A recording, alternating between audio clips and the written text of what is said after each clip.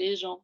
En plus, il me semble en effet, comme l'a dit, Mathieu Berton, que c'est un film qui soulève beaucoup de questions et beaucoup de questions pour des gens qui s'intéressent au cinéma, donc je suis très heureuse qu'on puisse en discuter ensemble. C'est un film que j'avais beaucoup aimé, dont j'avais parlé au moment de sa sortie et je l'ai revu avec, la même surprise et la même fascination alors que bon, je savais un peu comment ça allait tourner. Donc je présente rapidement le film. Le vrai du faux, c'est votre quatrième long métrage. Vous avez fait des études de sciences politiques et puis de cinéma à la FEMIS. Vous êtes, auteur de 2 films de fiction et donc de 2 documentaires. Le vrai du faux, ça commence donc, très, très près de vous, puisqu'un jour vous vous rendez compte que sur Facebook, vous avez 2 comptes, un qui est le vôtre et puis un autre qui n'est pas le vôtre, mais qui utilise des photos de vous et surtout votre profession de cinéaste pour organiser des castings de jeunes femmes à Kinshasa. Vous décidez de vous rendre là-bas alors que vous ne connaissez rien ni personne au Congo pour enquêter sur cette histoire et éventuellement retrouver l'usurpateur. Un voyage qui vous mène au-devant de personnages et de récits très singuliers et une enquête qui dépasse, finalement largement la simple question juridique. Alors je vais peut-être, amorcer, la pompe des questions, puis après je vais vous laisser, poser toutes les questions que vous voulez.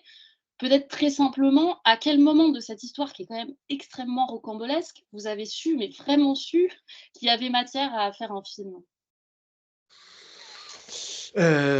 C'est une bonne question parce que moi je suis c'est vrai qu'en fait, quand je suis, parti à Kinshasa, j'avais pas vraiment la certitude que, il y aurait un film au bout du compte. C'était en plus un moment un peu particulier parce que moi j'avais bossé j'écrivais depuis longtemps un scénario d'un long métrage de fiction. J'avais fait plutôt des fictions au début, après je m'étais aventuré dans le documentaire avec un film, qui d'ailleurs posait un peu ces questions de fiction et de documentaire qui s'appelait La pyramide invisible, en Bosnie, sur une histoire justement de pyramide qui avait été découverte. Bon, personne ne savait trop si cette pyramide, elle existait vraiment ou pas. Et ce qui m'intéressait justement, c'était pas de dire c'est vrai ou c'est faux, mais de comprendre finalement le besoin des gens, des humains, de se raconter des histoires en fait. Et c'est en ça qu'il y avait quelque chose de cinématographique dans ce point de départ qui m'intéressait. Mais c'est vrai que cette expérience documentaire, elle avait été compliquée, le montage avait mis du temps, et je m'étais dit, j'arrête, le documentaire, c'est pas pour moi, j'arrête, c'est trop difficile. Et puis, donc, j'étais parti sur l'écriture d'un long métrage sur lequel j'avais beaucoup travaillé, qui se passait dans le quartier de Belleville à Paris où j'habite, et qui était justement une espèce de récit un peu tressé, comme ça, avec plusieurs personnages. Et puis voilà, on avait tenté de trouver de l'argent, on avait tenté le CNC, l'avance sur recette, qui est un peu le Graal. Et puis on avait une réponse un peu, on avait une réponse négative, mais vraiment d'emblée, on n'avait même pas eu accès à l'oral. Et j'étais un peu dépité en me disant, bon, qu'est-ce que je vais faire de ma vie? Et c'est vrai que quelque temps auparavant, j'avais découvert ce faux profil. C'est un ami un jour qui m'avait dit, mais tiens, je veux t'ajouter sur Facebook, mais je comprends pas, tu as deux profils. Donc moi, au début, je comprenais pas bien non plus ce dont il était question. Et donc, en cliquant, je découvre effectivement cet autre moi. Et surtout, je découvre effectivement qu'il a donc toutes ses amies que des femmes, qui habitent toutes à Kinshasa, et qu'en plus, il organise des castings pour des films en se faisant passer pour moi. Et donc à ce moment-là, c'est à ce moment-là, donc quand j'avais découvert ça, que presque un peu automatiquement, je m'étais dit, bon, il faut mettre fin à ça, parce que je savais pas du tout ce qui se tramait derrière tout ça.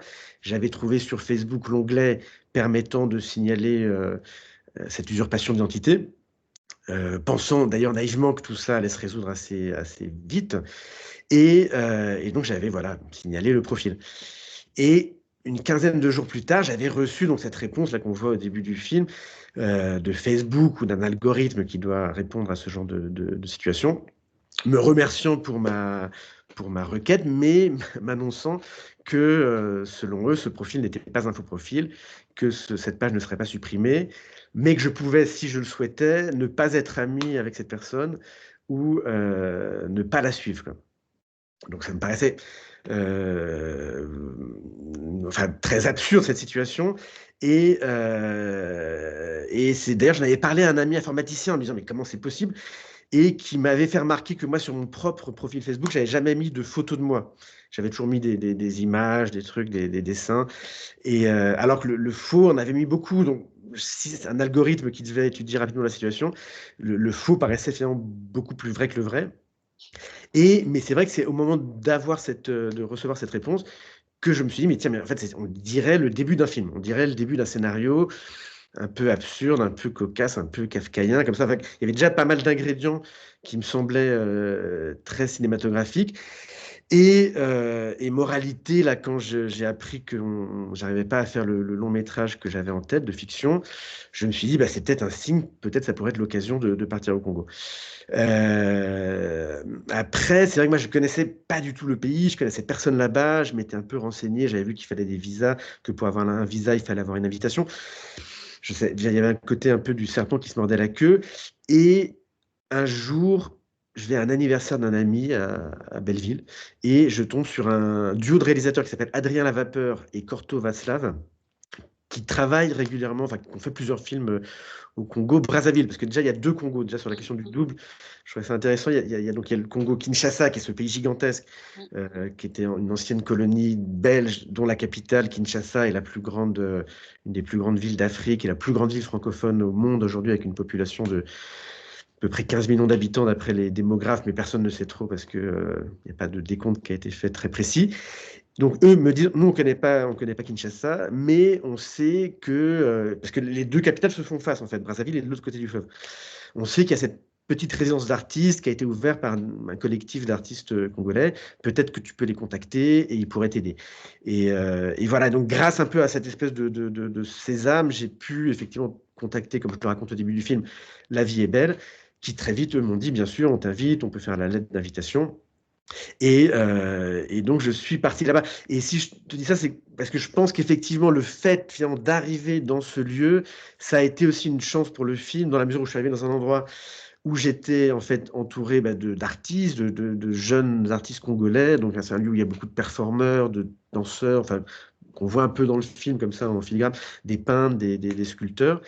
Et en fait, très vite, je suis arrivé dans un endroit où j'ai commencé à raconter mon histoire.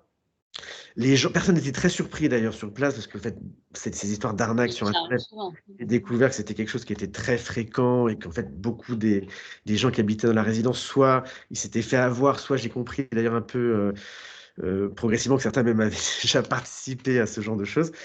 Mais ils ont trouvé ça assez drôle et ils m'ont dit on va t'aider à retrouver ton double. Donc en fait, très vite, en fait, dès le soir de mon arrivée, je me souviens, je suis arrivé un soir je le raconte, de tempête tropicale, parce que ce que j'ignorais, c'est que j'arrivais en pleine saison des pluies, donc avec des pluies très intenses. Je suis arrivé dans cet endroit-là, j'ai rencontré des gens en fait qui sont devenus en fait mes collaborateurs. Donc Peter, qui était le manager de La Vie est belle, Sarah, cette artiste peintre très militante, féministe, qui m'a dit aussi un peu, elle, dans une optique de justement euh, prendre le parti aussi des femmes du Congo, enfin, qui en l'occurrence étaient quand même a priori l'objet de ce piège, qui m'ont dit, voilà, on va t'aider. Donc très vite, finalement, il y a des choses qui se sont mises en place où j'avais en quelque sorte et finalement un motif et puis aussi bah, des acolytes qui sont devenus des acteurs. Il y avait Ellie, qui était un autre résident, photographe, vidéaste, à qui très vite j'ai confié une deuxième caméra.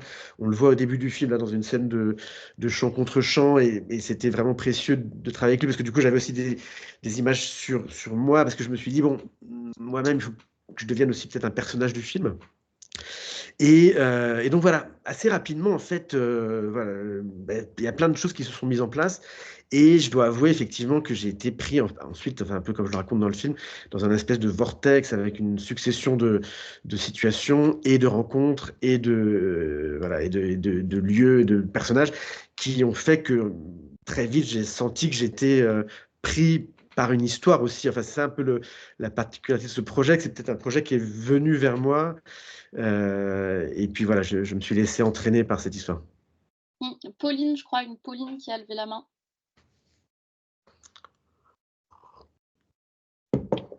Ou alors c'était une erreur. Bon, vous hésitez pas à écrire si c'est plus simple dans la petite colonne, même si on aime bien voir vos têtes. Je rebondis, je laisse le temps aux gens de se signaler. ce que vous disiez, qui est quand même, je ne sais pas si tous les étudiants, qui sont là en ont conscience que quand on fait un film, normalement, c'est à peu près dans tout l'autre sens que ça fonctionne. C'est-à-dire que, surtout quand on est en France et qu'on peut bénéficier de fonds d'aide, on monte des dossiers, on on écrit une quantité de choses. Enfin, la plupart du temps, c'est plutôt comme ça qu'on fonctionne et on se lance pas comme ça, dans une espèce de truc, à corps perdu sans avoir exactement l'idée d'un résultat. Est-ce qu'il y a eu des moments où vous avez vraiment eu peur pendant tout le processus? Parce que j'imagine que vous avez eu, peut-être des moments de vertige et où vous vous êtes dit que ça allait pas fonctionner et que vous alliez pas réussir à en faire quoi que ce soit? Oui, oui, oui, bah, après c'est ça et moi enfin d'ailleurs dans le film, j'essaie de raconter un peu ces épisodes comme ça de découragement, cette saison des pluies, ces pluies torrentielles, le fait que pendant toute une partie du séjour, en fait, l'enquête pataugeait complètement, enfin en tout cas ne voilà. Après peut-être aussi moi ce qui me donnait aussi un peu une espèce d'atout, c'est que comme le disait Virginie, moi j'ai fait des études à la FEMIS, mais j'ai fait des études en images dans la section, prise de vue. Donc c'est vrai que ça, c'est quelque chose qui m'a donné, enfin, qui est une espèce d'atout dans la mesure où voilà, je sais me servir d'une caméra et j'étais pas forcément, enfin, moins tributaire peut-être qu'un réalisateur qui travaille avec des équipes. C'est-à-dire que moi, je sais que voilà, j'étais avec ma caméra, donc je savais que, et c'était aussi un peu une des raisons qui m'avait motivé à y aller, parce que je m'étais dit, bon, j'ai comme fil conducteur de retrouver ce double. Mais j'avais aussi l'idée, l'intuition que derrière cette histoire de profil Facebook, il y avait en fait plein d'autres enjeux qui étaient sans doute des enjeux finalement plus importants, plus graves, qui touchaient à la question des rapports Nord-Sud, à la question des rapports hommes-femmes, à la question évidemment du post-colonialisme, parce qu'en fait, cette situation, elle avait, et c'est aussi une des raisons, au-delà de la question du double, qui déjà en tant que tel me semblait effectivement enfin, très, très, presque mythologique, enfin le double, mais il y avait aussi cet enjeu politique, idéologique, évidemment que moi je connaissais pas ce pays, je connaissais un petit peu certains endroits d'Afrique, mais pas du tout le Congo. Mais j'avais évidemment conscience que le fait pour quelqu'un au Congo de prendre le profil d'un réalisateur en Europe blanc pour faire des arnaques sur Internet, ça racontait évidemment un état du monde et un état des rapports post-coloniaux. Et alors, voilà, je connaissais un petit peu ce sujet. Moi, ça m'a permis de me plonger davantage là-dedans. J'ai commencé à lire Frantz Fanon, justement, qui était un des premiers philosophes, écrivains, qui a vraiment théorisé cette question-là. Et cette question, c'était justement, enfin, elle rebondissait complètement avec mon film, c'était de se dire qu'est-ce qui fait, une fois que l'indépendance du Congo, c'était en 1960, a été actée, quels sont en fait tous les enjeux qui continuent à parler du bien colonial et qui sont d'ailleurs sans doute beaucoup plus pervers parce que parce que secret, parce que caché. Et ce qui m'avait beaucoup intéressé en lisant Fanon, c'était de réaliser que lui était arrivé à se poser ces questions-là par le biais de la psychiatrie. C'est-à-dire qu'en fait, en sondant l'inconscient, les mots, les mots et les formes oui, de maladies psychiques de ces patients, de découvrir en fait que ces enjeux-là étaient très présents dans l'inconscient collectif et dans l'inconscient collectif du Sud comme du Nord. Enfin, je pense que ces questions de racisme, enfin, on le voit bien aujourd'hui, enfin, en France, enfin, dans beaucoup d'endroits, enfin, ces enjeux-là, ils sont toujours très présents. Et donc, voilà, il y avait aussi je savais qu'il y avait ce fil-là à tirer et que ce fil, effectivement, pouvait aussi être un fil, et c'est un peu ce que raconte le film. Enfin, voilà, les gens l'ont vu, enfin, c'est qu'il y a, au bout d'un moment, la question du profil Facebook, qui devient presque secondaire, et le film ouvre en fait sur d'autres enjeux qui sont des enjeux humains, en fait, de rencontres entre les gens, et pour moi, de la découverte d'un pays que je ne connaissais pas.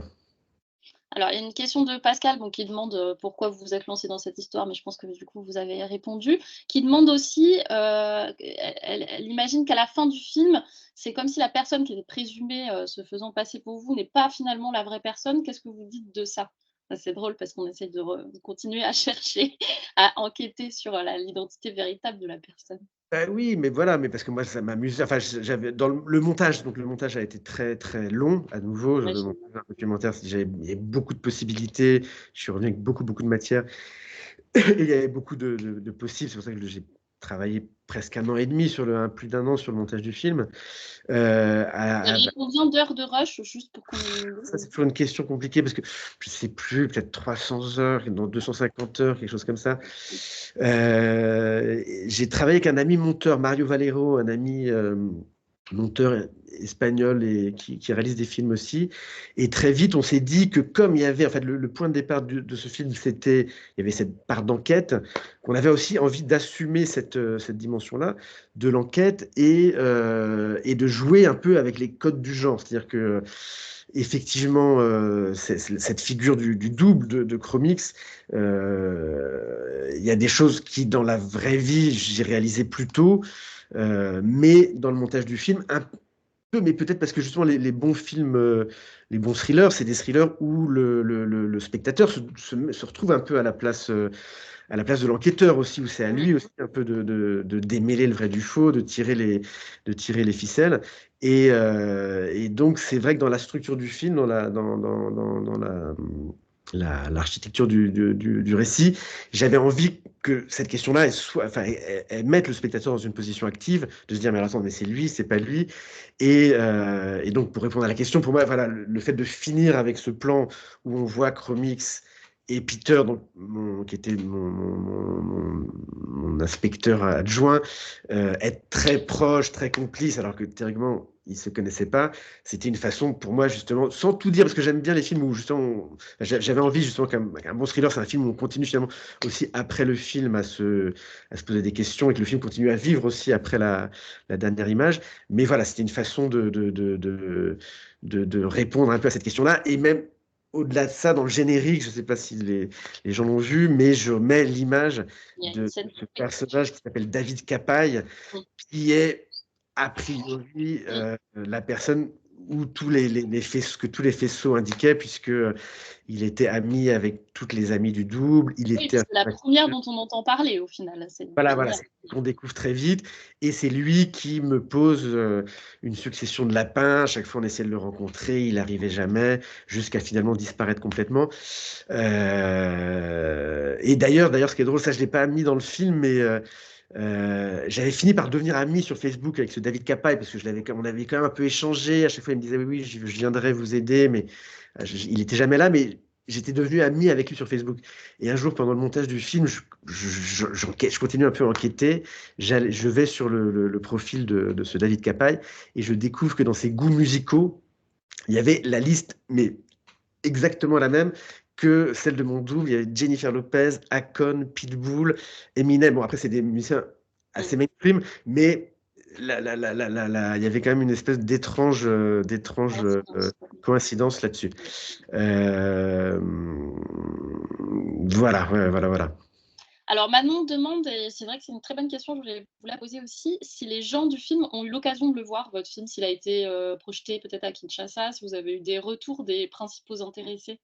Alors oui, alors ça, pour moi, c'était quelque chose de très important parce que vraiment, ça a été enfin, tous les films sont moi, c'est quelque chose d'ailleurs que j'aime beaucoup dans le cinéma, c'est le fait de travailler en équipe. Enfin, c'est vraiment un sport collectif, le cinéma.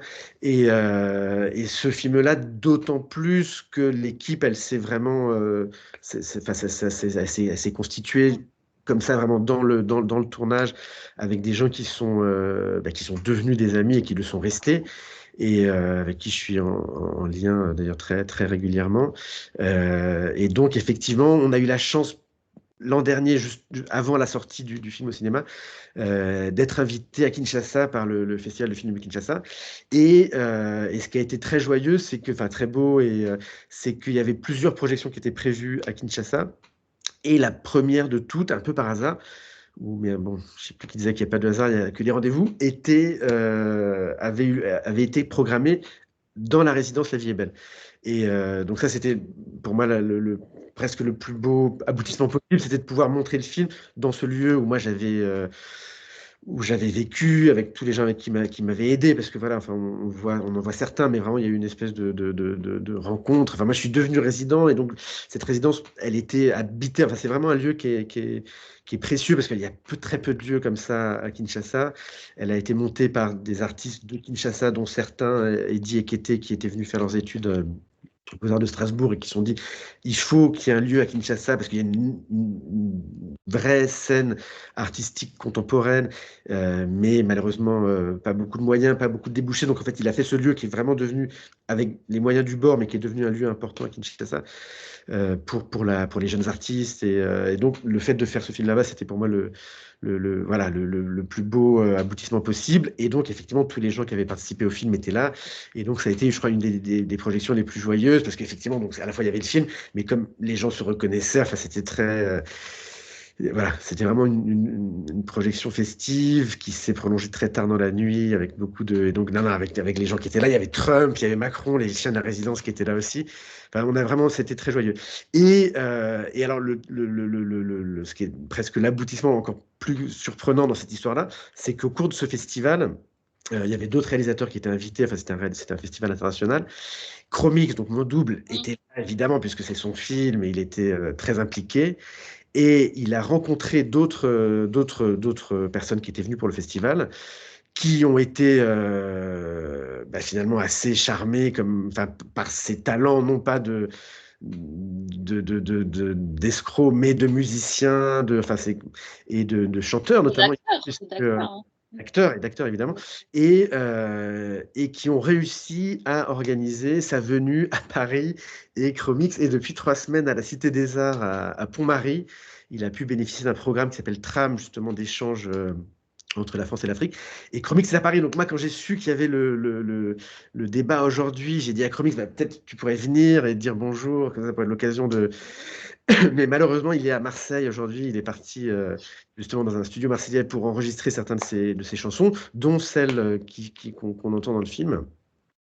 Et donc Remix n'est pas là aujourd'hui, mais il m'a dit de vous saluer et qu'il aimerait beaucoup aller à Cannes, d'ailleurs, participer à la remise du prix France Culture. Alors, Faustine demande, alors long message, je le lis en entier. «Bonjour, merci beaucoup pour cette rencontre. Tout d'abord, êtes-vous le vrai Armel Ostiou?» Bon, je pense que ça, on ne saura jamais. Je ne Ensuite, plus sais pas. sérieusement, dans quelle mesure avez-vous laissé la caméra aux personnes qui figurent dans le film? Je pense à la séquence de fin que j'ai beaucoup aimée, où Chromix filme les paysages qu'il connaît. Aussi, j'ai le sentiment que ce documentaire laisse beaucoup de place à l'humour, peut-être justement grâce à vous avec votre voix off et certaines situations absurdes. Est-ce qu'on peut parler de certains passages mis en scène? Est-ce que justement vous vous êtes posé une limite, pardon, sur ces séquences? Beaucoup de choses. Oui, alors non, mais non, non, mais c'est une question ouais, non, mais avec plein de bonnes questions. Oui, enfin, pour répondre dans la globalité, effectivement, enfin, c'est un film où, mais c'est peut-être aussi le sujet, c'est que puisque d'emblée il y avait cette histoire de faux profil, enfin, qui prenait ma place, effectivement, moi-même, quand j'avais reçu cette réponse de Facebook, je me suis dit, mais effectivement, qui est le vrai? Finalement, le Facebook avait l'air d'entendre que c'était moi l'usurpateur, c'était moi le faux Armel Ostiou. Et il y avait effectivement, au-delà, enfin, il y avait effectivement cette question politique, mais il y avait aussi quelque chose, une forme d'absurde. Et c'est vrai que moi, c'est quelque chose qui m'intéressait, enfin, et qui m'intéressait d'autant plus que je pense que oui, ce sujet, il y avait des enjeux qui étaient sans doute compliqué aussi. Enfin, c'est des enjeux politiques qui sont compliqués sur la question de la légitimité, pour moi, d'aller faire un film dans un pays que je connais pas. Mais c'est vrai que comme le sujet venait vers moi, et il venait vers moi dans cette forme qui était elle-même, qui avait déjà finalement cette espèce de potentialité humoristique, je me suis dit qu'il fallait vraiment saisir ce sujet dans sa globalité. Et d'ailleurs, justement, ce qui m'avait incité d'autant plus à le faire, c'est qu'avant de partir, j'avais quand même rencontré à Paris ce Eddy Ekete, là, donc le fondateur de la résidence, qui lui étant de Kinshasa, pour avoir un peu son point de vue. Et je me dis, est-ce que tu penses que ça vaut la peine d'aller dans cette résidence, faire un film? D'autant plus que moi, voilà, vraiment, encore une fois, je partais sans aucun soutien financier. Moi, j'avais pas pu écrire de dossier puisque je ne savais pas ce que serait le film. Je connaissais pas le Congo, donc on partait avec les moyens du bord. Bocalupo Film, qui est la structure de production qui me soutient, avait pu acheter quand même des billets d'avion et puis les frais d'hébergement là-bas. Mais je partais avec ma caméra et puis un ami ingé son qui était aussi partant pour l'aventure. Et donc je demande à Eddy, mais tu penses que ça vaut la peine? Et il a eu cette réponse que j'avais trouvé, enfin qui m'avait fait me dire que ça valait la peine. Il m'avait dit, écoute, je pense que cet usurpateur sait que tu vas venir au Congo, et donc il est en train d'organiser le casting du film que tu dois tourner. il y avait presque une espèce enfin, les choses se retournaient, et il m'avait dit ensuite, de toute façon, l'appel du Congo, quand dans sa vie, le Congo nous appelle, on ne peut pas ne pas refuser cet appel, quoi. C'est un appel, il faut répondre présent. Mais donc voilà, il y avait effectivement ces enjeux humoristiques qui m'intéressaient. Et donc, effectivement, la question de la mise en scène, d'emblée, je me suis dit, il faut l'assumer, il faut jouer avec. Sur la question justement de mon personnage, moi, j'avais jamais joué dans un de mes films parce que c'était pas quelque chose voilà, pour lequel j'avais forcément une aisance ou une attraction. Mais là, très vite, je me suis dit, bon, il faut que je joue dans ce film, puisque cette question du double, de l'identité, elle passe par mon identité. Donc, il faut que je sois là-dedans. Donc, c'était quelque chose voilà, je me suis fait violence pour faire ça. Mais je me suis dit, bon, bah, ça peut être l'occasion d'inventer aussi un personnage, de jouer un peu avec à la fois les codes de l'enquêteur, et puis de jouer ce personnage un peu d'enquêteur, un peu loser, un peu perdu, un peu dépassé aussi par les enjeux de sa propre enquête. Et ça, c'est quelque chose que je trouve intéressant, c'est que l'enquête, encore une fois, elle dépasse finalement ce que moi-même j'attendais au début. Et je me suis dit, bon, il y a peut-être un truc à trouver. Alors, j'avais des amis comédiens qui m'avaient dit qu'il y a un exercice que fait beaucoup quand on est acteur, c'est l'exercice de trouver son propre clown. Chacun en lui a un clown, et que justement, un exercice d'acteur, ça peut être de trouver le clown qu'on a en soi. Donc, j'ai essayé effectivement de trouver en moi de pas faire un rôle de composition, parce que voilà, je ne m'en sentais pas capable, mais plutôt d'essayer de voir en moi qu'est-ce qui pouvait aussi aiguiser ce côté cocasse. Et puis, ça me semblait aussi important, finalement, que le film se moque de moi-même. J'avais pas envie d'arriver sur tout ça. J'avais surtout pas envie d'arriver là-bas dans le rôle d'un justicier ou d'un donneur de leçons. C'est pour ça que très vite, là, quand Peter me dit on va aller voir la police, enfin, je voulais pas du tout. Voilà. Donc, je trouvais ça important, effectivement, que je devienne un personnage. Et c'est vrai que sur toute la fin du film, et ça c'est une question intéressante, parce que pour reprendre cette question un peu romanesque du double, c'est vrai que moi j'avais les quelques références que j'avais en tête avant de partir. C'était notamment ce livre de Dostoïevski, Le Double, où Dostoïevski raconte avec cette espèce d'humour très, très absurde qu'il a, le personnage de Goliathine, qui un matin se réveille à Saint-Pétersbourg, découvre qu'il a un double dans sa ville. Et donc déjà, ça c'est étrange, mais au fur et à mesure du livre, ce qui le met dans une situation extrêmement désagréable, c'est qu'en fait, il se rend compte que les gens préfèrent son double à lui. C'est-à-dire que personne Il fait mieux que lui, ce et qu'il est la censé faire. de lui, quoi. Et ça, je trouvais que c'était une idée qui était intéressante, parce que voilà, il y avait une dimension romanesque que je trouvais belle. Et c'est vrai que ça, c'est des choses aussi qu'on a beaucoup travaillé au cours du montage, mais que toute cette séquence qui s'était faite dans le village natal de Chromix, là, sur le plateau de Batéké, qui n'était pas d'ailleurs initialement prévu pour être ça. Parce que nous, on était partis là-bas à l'origine parce que Chromix m'avait dit qu'il devait partir dans son village, parce que l'un des chefs coutumiers du village était mort, et qu'il y allait y avoir le deuil. Donc le deuil, qui est une cérémonie extrêmement importante en Afrique, au Congo, parce que le deuil, ça doit être à l'image de ce qu'a été la vie du défunt. Et donc, c'est pas un enterrement sur 24 heures comme on connaît ici, c'est des fêtes, enfin des fêtes qui peuvent durer des semaines et des semaines, où on honore le défunt. Donc, lui m'avait dit, je dois partir là-bas. Bon, je me suis dit, bon, bah, allons-y. Et en fait, arrivé là-bas, on se rend compte que derrière ce deuil, il y avait des enjeux politiques, puisqu'il fallait organiser la succession du chef défunt, et que le père adoptif de Chromix, qui lui était un chef coutumier traditionnel, qui aurait pu justement reprendre la place, était en train d'être mis sur le côté. Voilà, parce que ce que explique Chromix à la fin du film, c'est ça, c'est que les enjeux, derrière ces enjeux de chef, il y a des enjeux de territoire, il y a des enjeux économiques. Les chefs ont une responsabilité sur les terres, puisque les terres, justement, c'est les terres où sont enterrés les ancêtres, avec justement ce culte des ancêtres qui est très important, et que les chefs, pardon, refusent de vendre les terres. Les vrais chefs. Et donc les hommes politiques, les présidents, qu'est-ce qu'ils font pour pouvoir vendre les terres avec les enjeux évidemment géologiques, de pétrole, de minerais. Le Congo étant un des pays les plus riches du monde en minerais, ils imposent des faux chefs qui prennent le pouvoir et les faux chefs imposent autorisent la vente des terres puisque c'est pas, leurs ancêtres ne sont pas enterrés là-bas. Donc voilà, donc nous en fait on s'est retrouvés dans une situation où très vite on nous a fait comprendre qu'on n'aurait pas le droit de filmer le deuil, qu'on n'était pas invité au deuil, qu'on n'avait même pas du tout intérêt à se présenter là-bas. Et donc Chromix, il s'est mis à ruminer un peu cette situation parce qu'il était, c'est quelqu'un qui, et c'est ça qui était intéressant dans cette rencontre, c'est que Chromix, c'est quelqu'un qui a une espèce de réflexion en fait sur l'état de son pays, de la société, le Congo, d'une jeunesse en fait, un pays où il y a une grande partie de la population qui est jeune et qui a très peu On de ne sait possibilités. pas quel âge il a d'ailleurs, lui, c'est assez indéterminé, je trouve, ce personnage. Je sais, puisque là, je l'ai aidé à faire son visa pour venir. Il est né en 91, donc il a Jeune 30, maintenant. 33 Enfin, ans. ouais, moi, je pense. Mais c'est un pays aussi où très vite on est vieux, c'est-à-dire qu'à 40 ans, moi on m'appelait Papa Armel, papa, mais c'est plutôt un signe d'honneur, mais c'est qu'on est aussi, et puis très vite on est vieux, on vous appelle vieux Armel. Bon. Et donc en fait, voilà, pour répondre, on a passé du temps dans ce lieu où Chromix en fait s'est mis à me raconter ces histoires de terre, et en fait, moi ce qui m'a semblé tout d'un coup très intéressant, j'avais pas forcément conscience de ça au début, mais c'est que tout ce dont il nous parlait, c'était finalement des enjeux, des questions qui résonnaient avec le fait la raison qui m'avait fait partir là-bas, le vrai chef, les faux chefs, les vrais enterrements, les faux enterrements.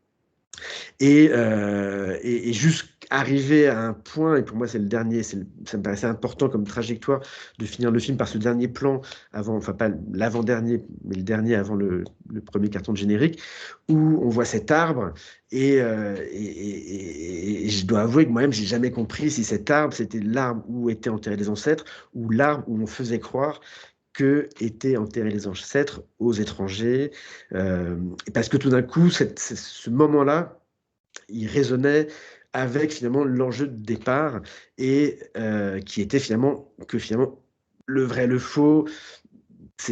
Moi, ce qui est important, c'est pas forcément ce qui les sépare, mais ce qui les réunit, le vrai du faux et la façon dont ils sont entremêlés, quoi. Oui, alors Tom, je vais revenir à votre question, mais comme là, on est sur Chromix et que j'ai l'impression que ça fascine, mais bon, c'est normal, hein, c'est vraiment au cœur du film, votre relation à lui. Il y a Manon qui demande, d'une part, si Peter et Chromix ont eu des répercussions judiciaires, c'est-à-dire si les femmes, notamment, qui ont payé pour participer à leur faux casting, ont eu réparation ou si elles restent des victimes de leurs escroqueries. Et puis Wendy demande notamment dans quel état d'esprit vous étiez au moment des premières rencontres avec lui, donc au moment où quand même la question juridique était encore une question, peut-être, substantielle pour vous? Alors, pour répondre à la première question, il n'y a pas eu d'enjeu à proprement parler, puisqu'en fait, moi, ce que je découvre, enfin, ce qu'on découvre au fur et à mesure, c'est que ce que je raconte comme ça progressivement, c'est qu'en fait, ce Chromix, c'est sans doute pas vraiment lui le vrai faux, et que Peter s'est dit que j'étais venu là-bas au Congo, qu'il fallait m'aider un peu à me donner du grain à moudre dans mon enquête. D'autant plus que finalement, plus moi je restais au Congo, plus je passais du temps là-bas, bah, finalement, le fait de Mmh. collaborer à mon projet, c'était aussi une façon, moi je le dis pas trop dans le film, mais c'est-à-dire qu'en fait, au Congo, bah, voilà, la situation elle est compliquée pour tout le monde, enfin pour tout le monde, pour presque tout le monde, en tout cas pour une grande partie de la jeunesse. Et donc, quand les gens qui me donnaient du temps pour travailler avec moi, pour m'aider, bah, moi, je les rémunérais un peu, enfin, parce que c'était du temps qui consacraient pas à autre chose, qui aurait pu leur permettre de gagner leur vie. Donc, finalement, plus moi, je passais du temps au Congo avec Peter et Chromix, finalement, eux, ça les arrangeait. Mmh. Et le casting, justement, qui avait été organisé, qu'on voit dans le film par Chromix, tout comme celui que moi j'avais organisé au début, Oui. justement, je voulais pas reproduire les enjeux de l'arnaque. Et nous, au contraire, on avait rémunéré tout le monde, tous les gens qui venaient, enfin, en tout cas, défrayer les frais de transport, parce que le transport à Kinshasa, c'est extrêmement compliqué. Il n'y a aucun transport en commun, donc c'est vite cher de se déplacer en taxi. Donc on avait défrayé tout le monde. Donc voilà, de leur côté, ils n'avaient pas vraiment.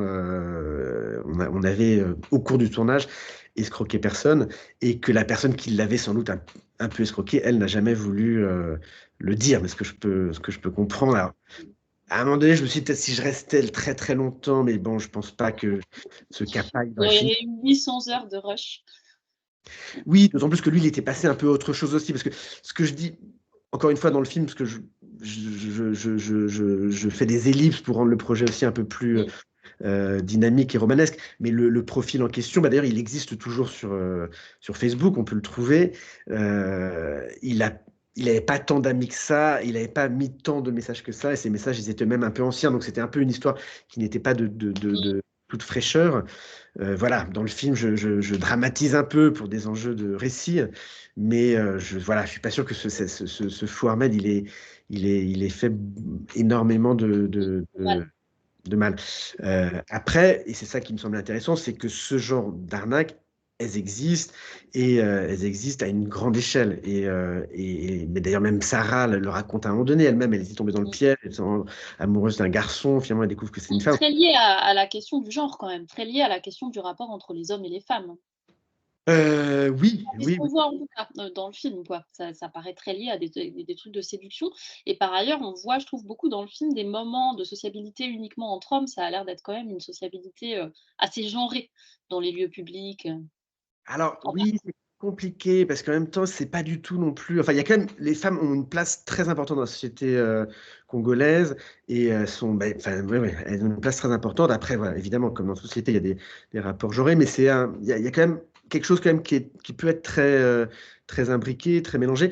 Et pour répondre juste à la deuxième question mmh, de notre auditrice sur la question de la rencontre, mmh, le fait d'être accompagné par des amis et notamment par Sarah. Sarah, moi j'étais un peu inquiet pour elle et elle était, mmh. mais parce que voilà, elle Elle avait connaît. pas l'air très inquiète, ouais. Non, mais parce que si voilà, je rencontre des gens et ça, c'était vraiment, je pense, une chance, voilà, d'être avec des gens qui connaissaient cette ville comme leur poche, qui connaissaient les codes et qui m'avaient dit, t'inquiète pas, moi, que c'était même elle qui était très motivée à l'idée de lui remonter les bretelles lors de ce premier rendez-vous. Donc, elle me rassurait. Enfin, et je pense que ce film, encore une fois, je l'aurais pas fait dans un autre contexte ou si j'étais arrivé tout seul dans une résidence institutionnelle autre que celle-ci. Mmh. Alors il y a Tom qui parle de la scène de casting. C'est vrai qu'elle est très belle cette scène-là. C'est une séquence d'ailleurs parce qu'elle est assez longue. Quand vous demandez aux femmes, donc que vous castez vraiment cette fois, de raconter une histoire vraie, puis une histoire fausse, quelle était votre volonté derrière cette scène et pourquoi avoir choisi de garder ces histoires? Alors, ouais, très bonne question, Tom, parce que ça a été vraiment effectivement, et ça, c'est peut-être quelque chose qui continue en fait à me donner envie de faire du documentaire, parce que je disais tout à l'heure que je m'étais promis que j'en ferais plus, et en même temps, c'est vrai que il y a des situations dans le documentaire qui sont magiques quand finalement la réalité dépasse ce que j'aurais pu en attendre. Et c'est vrai que dans le film, ça a été le cas à plusieurs moments. Par exemple, le message des trois résidentes, dont Sarah, là, qui écrivent ce message à Chromix. Moi, quand je leur avais Mmh, demandé cette scène-là, je pensais qu'elles enverraient un message assez succinct. Et puis tout d'un coup, c'est devenu cette scène très. Enfin, moi, je trouve que ça m'a toujours lettre. fait rire. Une des scènes qui fait toujours rire quand je le vois dans le film, où Mmh, finalement, ça devient le prétexte à une espèce oui, de scène de jeu, comme ça, mais au sens oui, théâtral du terme. Et effectivement, cette scène de casting, moi j'avoue, donc cette scène, à un moment, elle est arrivée, enfin moi, à un moment dans le film où l'enquête n'avançait pas du tout, et que je me disais effectivement un peu, qu'est-ce que je vais faire ici, qu'est-ce que je fais de tout ça. J'avais croisé le vieux pêcheur qui m'avait dit, deviens le faux, enfin, c'est des choses qui m'intéressaient, je me disais, bon, il y a peut-être quelque chose, effectivement, dans cette idée de jouer avec la fiction, de me dire, bon, si je deviens le faux organise des castings.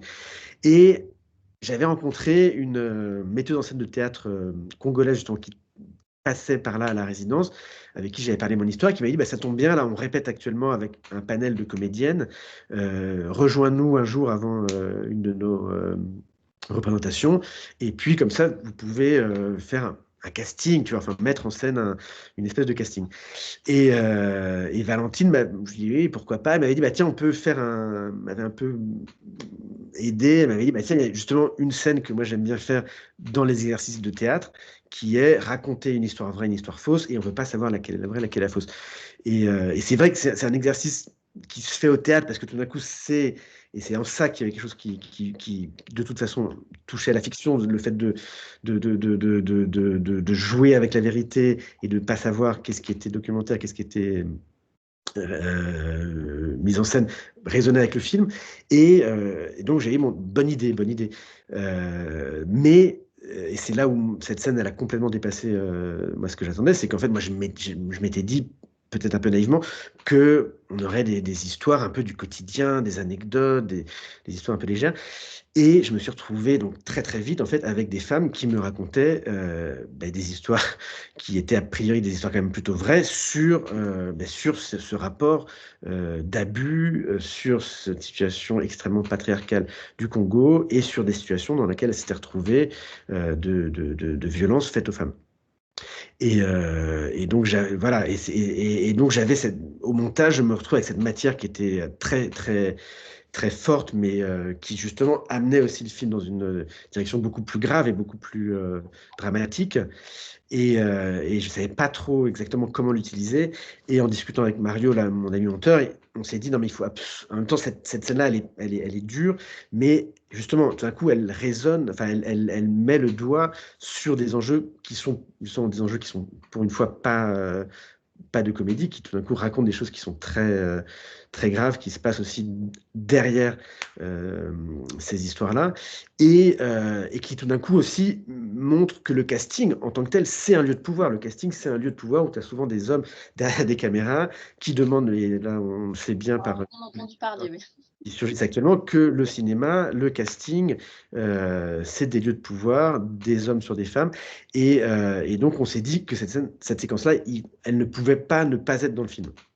Toute la difficulté, c'était de réussir à l'intégrer, parce qu'en fait, et c'est une des raisons pour lesquelles le montage était compliqué, parce que moi, je voulais qu'on ait cette séquence-là, mais c'était une séquence dont on avait du mal à sortir aussi en termes de récit, qui plombait un peu l'histoire. Et à force de regarder, parce que là, on voit 4 comédiennes, mais pareil, j'en avais filmé peut-être 10 fois plus.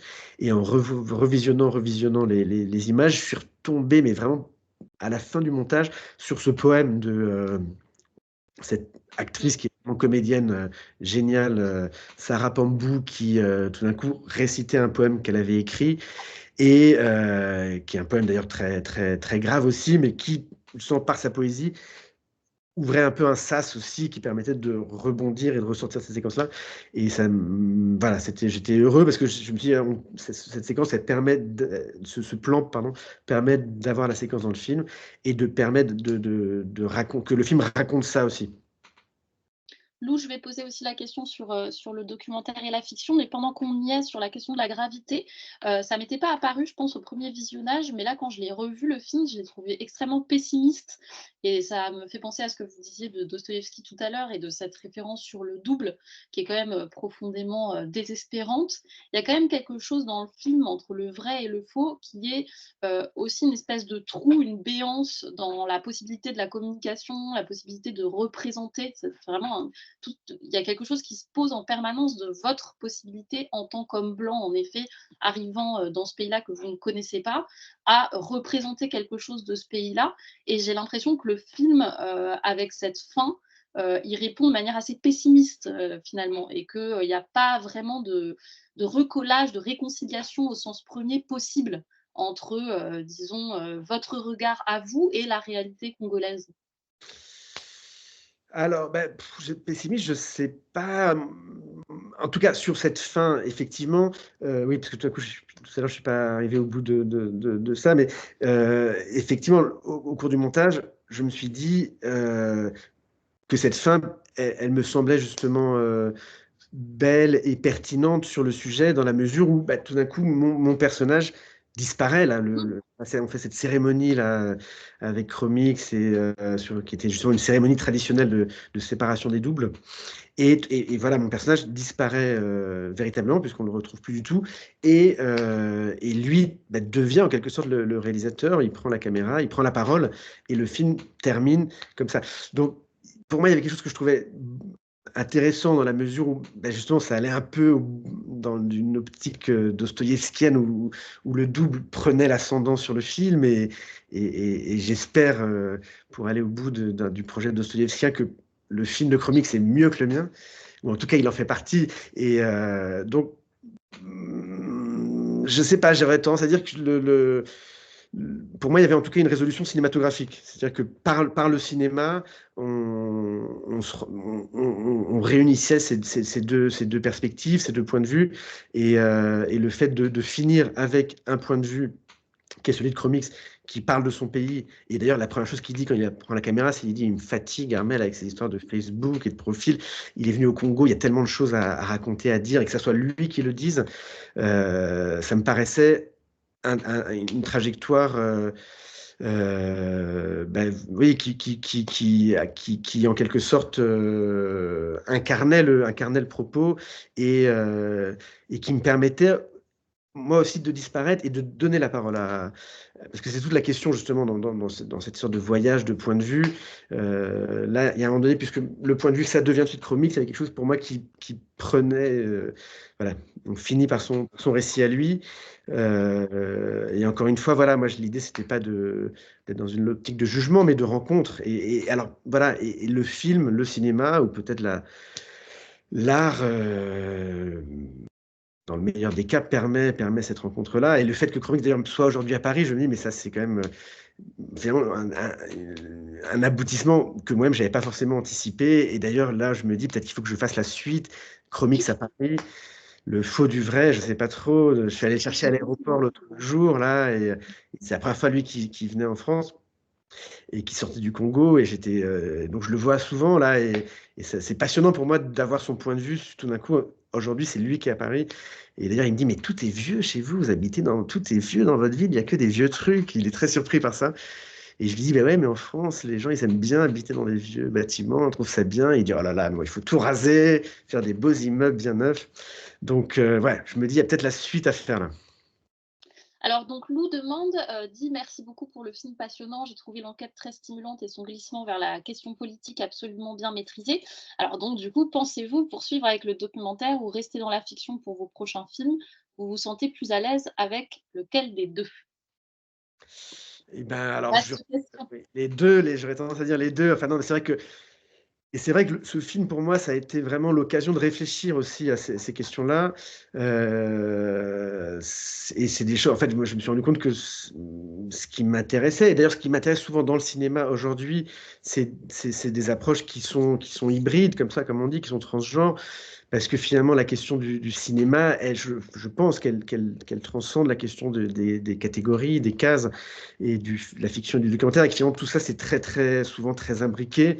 Et c'est très imbriqué depuis le début du cinéma. J'ai commencé à m'intéresser justement au premier film des Frères Lumière, enfin, la sortie des Usines Lumière, et j'ai découvert justement que le film qu'on connaît aujourd'hui, c'est pas le premier qui a été tourné, qui a été perdu, mais justement où les Frères Lumière se sont rendus compte que quand ils ont fait cette sortie des ouvriers de leurs usines à Lyon, que la première scène qui était documentaire ne fonctionnait pas du tout parce que les gens sortaient mal, ils se Mal.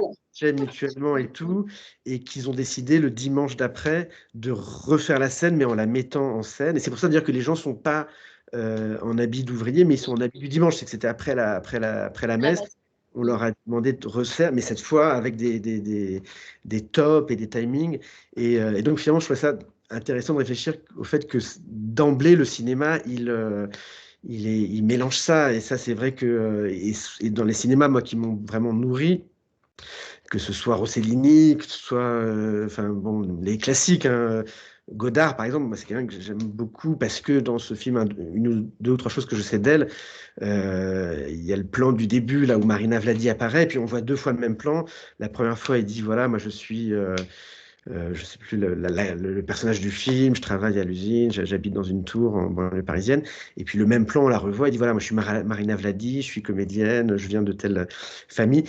Et enfin voilà, et le fait, voilà, moi c'est des choses qui m'intéressent. Alors voilà, là le prochain film que je prépare, c'est ça, je retourne a priori vers des codes de la fiction, mais voilà, je sais que j'ai envie de traiter des sujets qui sont des sujets très contemporains sur l'écologie notamment, et que voilà, ça va forcer les choses vont s'imbriquer. Voilà. Donc J'aurais tendance à dire les deux. Après, ce qui est compliqué aujourd'hui dans les systèmes de financement, pas qu'en France d'ailleurs, mais c'est qu'on demande justement de dire, alors votre film c'est quoi? C'est un essai, c'est un film expérimental. On demande, les financeurs demandent à ce que les films rentrent dans des catégories. Et Les prix France Culture aussi. France Culture aussi, bon voilà. Et peut-être que ça va changer. Oui, probablement. Je pensais juste à une chose, parce que le film vient de sortir au cinéma et qui est jamais sorti en France. Il y a un film qui est sorti mercredi et je recommande vraiment aux étudiants, d'y aller et je ne sais pas si vous l'avez vu, qui s'appelle Bushman, qui est un film américain de David Chikele, qui était un des tenants du cinéma vérité, enfin du cinéma, du réel et qui, enfin ça résonne avec votre film en fait parce que il filme un Nigérian en 68 qui arrive à San Francisco pour donner des cours à l'université. Et c'est vraiment ce que vous décrivez d'une espèce de mise en scène d'une matière documentaire. Donc il le fait jouer un personnage, mais en fait c'est vraiment de lui qu'il s'agit. Et ça fait diffracter un peu toute la question d'être noir aux États-Unis, parce que lui est noir, mais il n'est pas afro-américain. Donc il se retrouve en permanence dans une espèce de conflit, même pas forcément qui éclate, mais en tout cas dans une grande différence avec ses congénères noirs à l'université et tout. Et la réalité rattrape la fiction, puisqu'au bout d'un moment, l'acteur, qui est semi le personnage, semi l'acteur, se fait en effet arrêter par la police, alors que ça devait être l'histoire du film. Et c'est un film incroyable. Ouais, je fais juste une petite parenthèse. Et je voulais du coup vous demander s'il y avait eu des films au moment où vous étiez en train de travailler, et notamment des films, disons, de la catégorie documentaire, que vous avez regardés ou qui vous ont inspiré pour la fabrication Le vrai du faux. Alors, il y a un film qui m'a inspiré, enfin, mais ce qui est drôle, c'est que je l'avais vu il y a très très longtemps, et ça fait partie des films comme ça, enfin, que j'avais en tête, mais sans l'avoir forcément complètement de façon très consciente, mais que j'ai revu, je crois, pendant le montage ou juste avant le tournage, qui est le film de Kiarostami, Close Up, qui, pour moi, enfin, moi j'aime beaucoup Kiarostami, et je crois que Close Up, c'est mon film préféré, enfin, un de mes films préférés, parce que, pareil, voilà, c'est un film qui joue complètement sur cette question de fiction et de documentaire, et de façon très cinématographique aussi, puisque ça raconte l'histoire, donc l'histoire vraie à Téhéran de Kiarostami qui apprend qu'il y a le procès d'un Iranien qui en fait s'est fait passer pour un cinéaste connu, Mohsen Makhmalbaf, qui était un ami de Kiarostami. Donc Kiarostami connaît l'histoire comme ça. Il décide donc d'aller filmer le procès donc de cette personne qui a fait semblant effectivement d'être quelqu'un d'autre pour vivre un peu au crochet d'une famille qui était très cinéphile et très, très flattée d'héberger, de nourrir, de passer du temps avec ce cinéaste. Et ce qui était drôle, c'est qu'on découvre en fait que cette personne-là, elle s'est retrouvée un peu impliquée dans cette histoire parce que un jour, elle était dans le bus. Donc lui, le coupable, il était lui-même très cinéphile, et dans le bus, il lisait un scénario de Mac Malbaf. Et la personne à côté dans le du bus, la mère de famille, lui dit: «Ah, mais vous êtes Mac Malbaf?» Et là, au lieu de dire non, il dit oui. Et les choses basculent, mais il n'a rien anticipé. C'est pareil, l'histoire lui est tombée dessus. Et donc voilà, Kiarostami filme ce procès qui est très touchant parce que voilà, on se rend compte que cette personne, ouais, voilà, elle s'est retrouvée dans une histoire un peu qui la dépassait. Et ce que décide de faire Kiarostami, et c'est là où il décide à ce moment-là de faire de la mise en scène, c'est qu'ensuite, une fois que je pense il est condamné à une petite année de prison, enfin, non pas une année, une petite durée de prison, il propose ensuite à cette personne de rejouer avec la famille tout ce qui s'est passé pendant le procès. Et le film, dans le montage, mélange le procès et met en scène à la toute fin la rencontre entre le vrai Mac Malbaf, le vrai cinéaste, son double. Et voilà, donc ouais. S'il y avait un film, je pense, un peu en tête, c'était celui-là. Alors, deux questions qui sont en rapport. Wendy te demande, et c'est vrai qu'on n'en a pas parlé, si ce documentaire a été l'occasion de questionner le rapport à Internet, notamment par le fait que Sarah en parle comme un voyage virtuel. Et un tout petit peu dans la continuité, Clémentine demande si vous aviez la capacité de décider de l'avenir de ce compte Facebook, le supprimeriez-vous? Je viens de réaliser qu'il était encore sur le réseau social. Ça pose la question de supprimer totalement cette usurpation de votre identité, mais aussi un élément pouvant contribuer à une sorte de narration transmédia, les spectateurs pouvant explorer cette histoire par le documentaire, mais aussi par la source même du sujet, le faux compte. le Ouais, sujet, voilà, c'est un projet encore en sur expansion. internet, c'est vrai que, moi oui, je pense que si je me suis aussi, lancé dans cette histoire-là, c'est que, j'ai l'impression, enfin, que internet, enfin, et les réseaux sociaux, enfin, ont bouleversé nos vies en très peu de temps. C'est-à-dire que Facebook, je sais pas, ça a 10 ans à peu près et Oh, plus. Plus parce que je crois que c'est 2007 en fait Facebook, ça fait ah 10 ans. oui, pardon, oui, bon, une quinzaine Ouais, d'années ouais. et oui, pardon. Mais en tout cas, voilà, ça, enfin, et puis Facebook et puis ces avatars Mmh. de plus en plus nombreux, enfin, ont bouleversé la vie. Et c'est vrai que il y a dans ce médium quelque chose, moi, qui m'a toujours fasciné, qui est effectivement qu'en un clic, on peut se dialoguer avec des gens qui sont à l'autre bout du monde. Enfin, et que il y avait ce truc très contemporain comme ça des réseaux sociaux et des connexions que ça peut créer, qui est quelque chose qui, moi, m'intéressait, je pense, initialement dans effectivement sa dimension voilà, romanesque aussi, de pouvoir tout d'un coup, d'un clic, dialoguer avec des inconnus complets. Il y avait même une application qui s'appelait Chatroulette, justement, qui m'avait toujours. J'avais vu ça avec des amis, où on peut vraiment se retrouver nez à nez avec des parfaits inconnus. Et puis, qu'est-ce qui se passe comme ça dans cette rencontre et aussi dans cette non-rencontre, enfin, puisque les écrans sont aussi des murs. Enfin, moi, ça va être toujours quelque chose qui m'a ouais, hyper intéressant. J'avais toujours trouvé d'ailleurs très intéressant à Paris, par exemple, que sur les bords de la Seine, quand les bateaux mouches passent, tout le monde se dit bonjour dans le bateau et sur les quais, mais les gens se disent bonjour parce qu'ils savent qu'il n'y a aucun moyen de rencontre véritable. C'est-à-dire que mais voilà, que cette séparation, elle peut aussi, mais voilà, elle peut aussi créer du lien. Et ça, c'est quelque chose qui m'intéressait.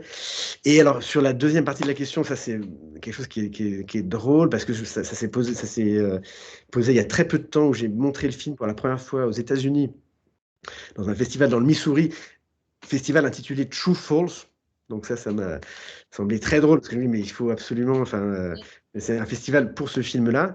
Et après la rencontre, je reçois un mail sur Facebook, un message de quelqu'un qui me dit, voilà, j'étais à la projection hier avec ma copine qui travaille chez Facebook.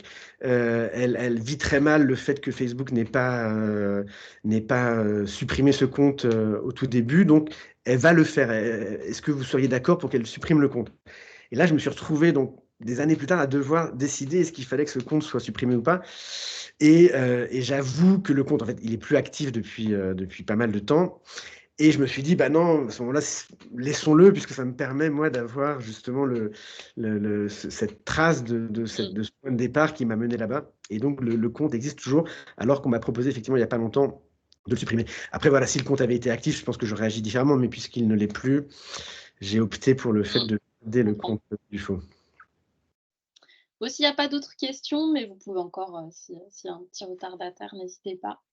Et sinon, on va clore la conversation. C'était super, hein, merci beaucoup. Ah bah, c'est un grand plaisir d'échanger avec vous sur C'est ce... vraiment le film est vraiment super. Ouais. Intéressant. Et puis, non, non, et puis surtout, ça permet d'ouvrir Mmh, d'autres pistes de d'autres réflexion. portes. Ouais.